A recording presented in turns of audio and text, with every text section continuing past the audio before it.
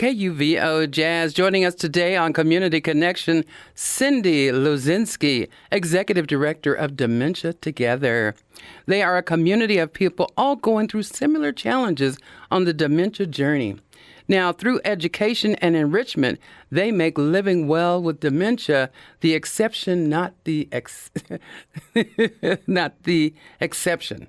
The expectation, not the exception. The exception, not the expectation. Sorry about that. Now, Dementia Together is a nonprofit organization with a mission. No one has to walk the dementia journey alone. Correct. All right. Good morning, Cyndy. Thank you for being with us on KUVO's Thanks Community for having Connection. me. You are welcome. Now, many people think that dementia and Alzheimer's are the same disease. Can you tell us what's the difference?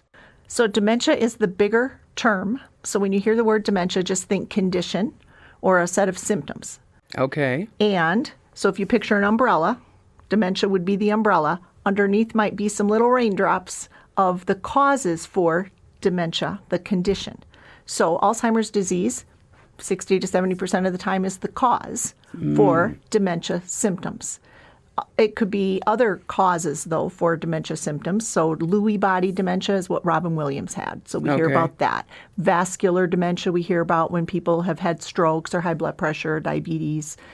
There's a lot of other causes. We're hearing more about frontal temporal dementias because Bruce Willis has that. So when somebody famous gets it, we hear about it. And Alzheimer's is not the only cause. And more the research is showing that most dementias are mixed anyway. Wow. So what we do at Dementia Together when we're interacting with our participants is we don't worry what the diagnosis is. We know that dementia can be positively managed. Yes. When we teach care partners specific strategies that help. So for us, I don't really care much about what the diagnosis is because it's just a condition of cognitive decline, severe enough to interfere with everyday life. And if the person who's experiencing dementia is surrounded by people who know how to accommodate for their disability, they can live well.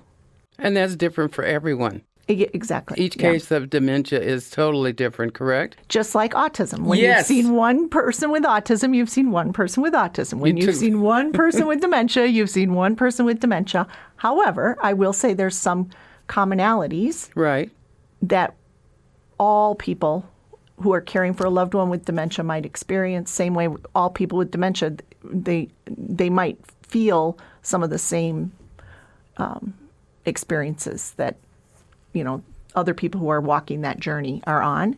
And that's why it's important for all of us to come together and try to gain understanding around that. That's wonderful explanation. Now, let me ask you, so why would someone choose to come to your organization rather others? Well, I think a lot of times in this culture, people hear the word dementia and it's whispered.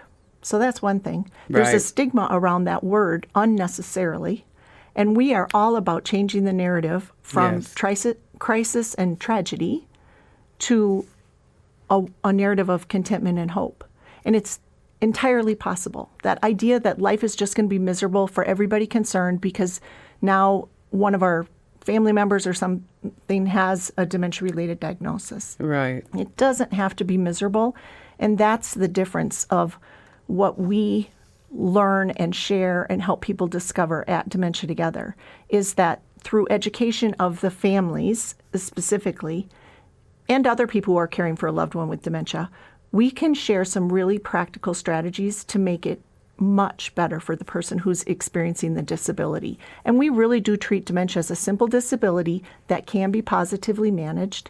And the disability, for the purposes of managing the condition, is that the recent facts of what just happened aren't storing efficiently anymore. But the feelings store the same way as usual. Right. And it's an oversimplification, unapologetically, because that approach works. And when we realize that the person I'm interacting with may not know what happened just moments before, I can't assume that every word I'm saying is being understood. I can't assume that every question I ask could be answered because a person with dementia may not even know if they want a cup of coffee because they have to be able to ask themselves, well, have I just had a cup of coffee? I don't even know that. So we teach some specific simple strategies that anybody can learn. They don't need medical terminology. They don't need to know what parts of the brain do what. They don't even need to know the diagnosis. But there's ways that you can interact with somebody who's experiencing that disability of facts are not reliably storing, but feelings are, so that we can help that person live with lifelong well-being. And that's wonderful. That's well said, because when people hear a diagnosis of anything, especially dementia or autism, the first thing they think is, oh my God, what am I going to do? I just cannot handle this. But the way you've explained it should give people a more reassuring hope. Yeah. That it's not, their life is not over. It's not a death sentence at all. There's so much joy to be shared and living to do. And so with our education piece, we help care partners experience that. And then we also provide education for senior care professionals, healthcare professionals, people in the community like law enforcement personnel, EMS personnel. We also then provide enrichment, which are social gatherings for people living with dementia and their care partners where they come together. We have memory cafes. Nice. And they're around a theme every month. So we say regardless of theme, the agenda is joy.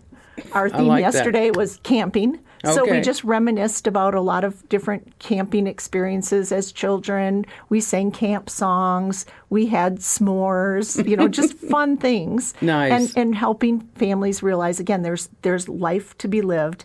And a lot of times people will show up at a memory cafe and say, well, I couldn't tell who had dementia and who didn't. And that's because we're not requiring people who have cognitive challenges to learn anything new. We're just enjoying the moment. Yes. And that's why they can't tell the difference. And that's really what life's about, is enjoying the moment. Yeah. I like that. So I understand that you share a SPECKLE method, which is an evidence-based disability management model. How does this work for your participants and caregivers?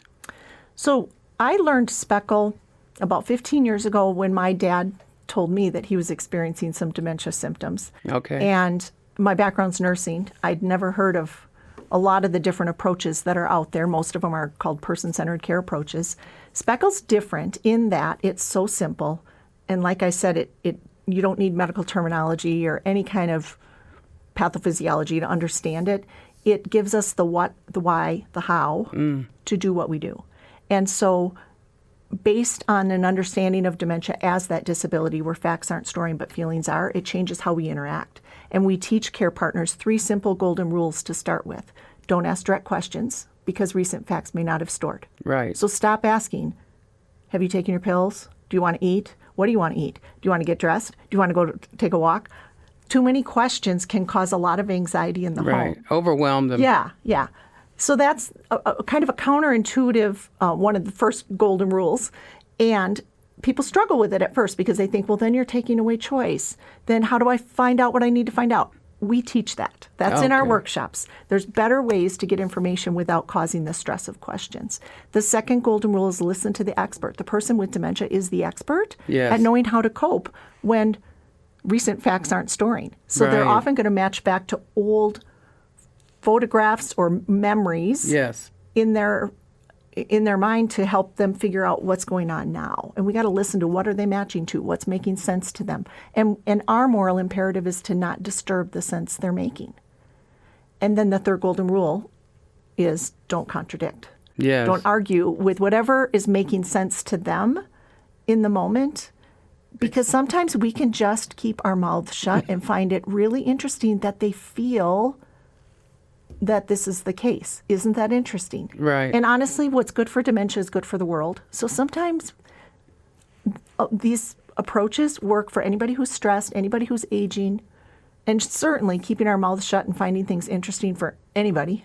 Well, this is why we don't always have to correct people. True that. And this is why we have 2 ears and 1 mouth so we can listen twice as much. Yeah. That is absolutely wonderful. Thank you so much for all of this inspiring information.